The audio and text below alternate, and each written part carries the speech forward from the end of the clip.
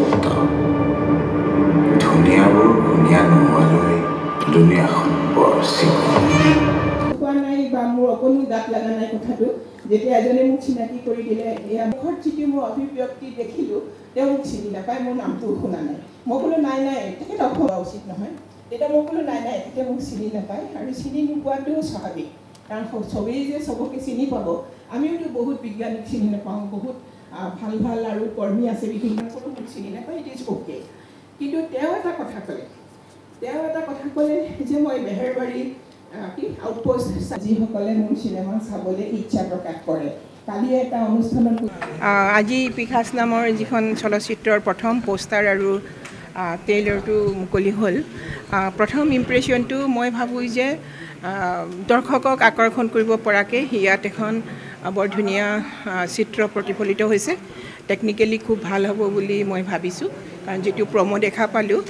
তাত ছাউণ্ডৰ পৰা আৰম্ভ কৰি মিউজিকলৈকে খুবেই ভাল লাগিছে মই পৰিচালকক সুধিছিলোঁ কিবা গান আছে নেকি তেতিয়া তেওঁ ক'লে যে নাই তেনেকৈ গান বিশেষ ব্যৱহাৰ হোৱা নাই এটা প্ৰমোশ্যনেল ছং আছে কিন্তু তেনেকুৱা কথা নহয় যদি একশ্যন আৰু মানে যিটো ড্ৰামা সেইটো যদি খুব ভাল হয় আৰু খুব ভাল একুৰেট বেকগ্ৰাউণ্ড মিউজিক আৰু ছাউণ্ড এখন চিনেমাক খুব সুন্দৰ সফল কৰি তুলিব বুলি মই ভাবোঁ আৰু পিখাচৰ লগত জড়িত যিখিনি মই দেখা পালোঁ লোক প্ৰডিউচাৰ্ছ গোষ্ঠীয়ে হওক বা পৰিচালকসকলেই হওক বা আৰ্টিষ্টসকলেই হওক সকলোৱে খুব অভিজ্ঞ লোক আৰু তেওঁলোকে মই ভাবোঁ যে খুব সুন্দৰ পৰিকল্পনাৰে খুব সুন্দৰ প্ৰচাৰেৰে ছবিখন আগবঢ়াই নিব আৰু দৰ্শকৰ ওচৰ চাপিবলৈ সক্ষম হ'ব আৰু মই ভাবোঁ যে ইয়াত এটা মিডিয়াৰ বিশেষ মানে এটা পাৰ্ট থাকে because media has to play a very great role in promoting a film মই ভাবোঁ যে অসমত এতিয়া যিহেতু চলচ্চিত্ৰৰ বজাৰখন খুব বেয়া নহয় ভাল বহুত চিনেমা হল হৈছে ডিজিটেলাইজড হোৱাৰ পিছৰে পৰা তো আমি একেলগে 70-80টা বা 60টা হলত আমি চিনেমাখন মুক্তি দিব পাৰোঁ আৰু যদি মিডিয়ায়ো হেল্প কৰে আৰু বিশেষকৈ দৰ্শকসকলে যদি মুখে মুখে প্ৰচাৰ কৰে যে হয় আপোনালোকে আহক এটা সুন্দৰ পৰিৱেশত এখন সুন্দৰ টেকনিকেলি ছাউণ্ড এণ্ড ভাল ষ্টৰি থকা ভাল অভিনয় থকা মিউজিক থকা এখন চিনেমা আমি চাব পাৰিম এখন অসমীয়া সুন্দৰ চিনেমা যে বহুত ক্ষেত্ৰত দেখা যায় যে বহুত অন্য ভাষাৰ চিনেমাতকৈ বম্বে ফিল্ম ইণ্ডাষ্ট্ৰীৰ চিনেমাতকৈও আমাৰ অসমত নিৰ্মাণ কৰা চিনেমা বহুত উচ্চ খাপৰ হয় খালি প্ৰচাৰৰ অভাৱত হয়তো বেছি দৰ্শক পোৱা নাযায় মই আশা ৰাখিছোঁ মিডিয়াই এই ক্ষেত্ৰত বহুত সহায় কৰিব দৰ্শকসকলে সহায় কৰিব আৰু পিখাচৰ সমূহ কলাকুশলী আৰু শিল্পীসকললৈ প্ৰযোজক গোষ্ঠীলৈ মোৰ অন্তৰ ভৰা আন্তৰিক মোৰ শুভেচ্ছা থাকিল ধন্যবাদ লাগিছে এখন নতুন চিনেমা আৰু এতিয়া আমি দেখি আছোঁ যে প্ৰায় চিনেমাবিলাক আহিব আৰম্ভ কৰিছে আৰু বহুত কেইজন নতুন ফিল্ম মেকাৰ ওলাই আহিছে চিনেমা কৰিবৰ কাৰণে বিভিন্ন টপিকৰ ওপৰত এৱাৰনেছ কেম্পেইনে হওক নাইবা কিবা মেছেজ অৰিয়েণ্টেডে হওক নাইবা কমাৰ্চিয়েল মানে সকলোৱে কমাৰ্চিয়েল ব্যৱসায়িক সফলতাৰ কাৰণে হওক যথেষ্টখিনি ওলাই আহিছে আৰু এইটো খুব ভাল খবৰ নতুন জেনেৰেশ্যনে যিমান অসমীয়া ছবি বনাব সিমানে ছবি উদ্যোগীকৰণৰ ফালে লৈ যোৱাত আমাৰ সুবিধা হ'ব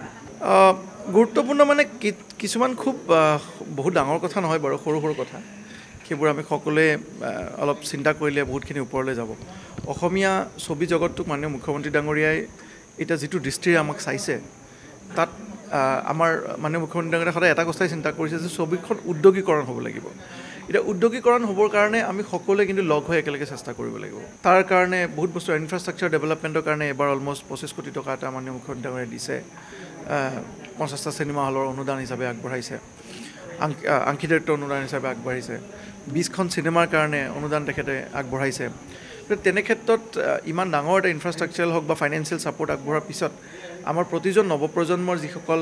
ফিল্ম মেকাৰ আছে তেখেতসকলে উৎসাহ আৰু অনুপ্ৰেৰণা লৈ আগবাঢ়ি আহিব লাগে ভাল চিনেমা বনাবৰ কাৰণে নতুন মানে এখন আমি ট্ৰেইলাৰটো ৰিলিজ কৰাৰ আগতে হৈ গৈছিল যে আমাৰ এইটো বছৰৰ ডাৰ্কেষ্ট চিনেমা অলপ আনকমফৰ্টেবল হ'ব আৰু থিমটো অলপ বেলেগ ধৰণৰ আমি চেষ্টা এটা কৰিছোঁ মানে আমাৰ পিখাচ মানে মানুহে নাভাবে যে ভূতৰ চিনেমা বুলি নহয় ভূতৰ চিনেমা নহয় কিন্তু আমাৰ মানুহৰ মনত যে এটা প্ৰত্যেকজন মানুহৰ যে এটা পিখাচীয় ৰূপ এটা থাকে তো সেইটো ৰূপটোক লৈ পিনে আমি মানে এইটো কণ্টেণ্ট টোটেলটো আৰু বস্তুটো হ'ল লাভ ষ্টৰী হয় তো লাভ ষ্টৰীটো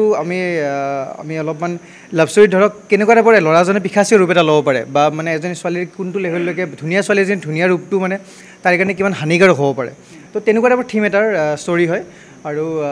31 মে'ত ৰিলিজ হ'ব আৰু চিত্ৰনাট্য কাহিনী আৰু ডিৰেকশ্যন অমিত ৰাগ তাৰপিছত আপোনাৰ প্ৰডিউচ কৰিছে ফায়াৰফ্লাই ফিল্মছে ফায়াৰফ্লাই ফিল্মছৰ বেনাৰত এখন হেৰি হৈছে আৰু আপোনাৰ অচিন্তৰাজ কাশ্যপ নিৰুপম শইকীয়া জেনেট বে ত্ৰিবেণী গগৈ মিণ্টু বৰুৱা আৰু চিমিৰিয়ান শশাংক সমীৰ এখেতসকল আমাৰ মেইন কাষ্ট হয় লোকেশ্যন আমাৰ গুৱাহাটী আৰু শ্বিলং গুৱাহাটী জ্যোতিষিতৰ মতে মেক্সিমাম লোকেশ্যন আছে আমাৰ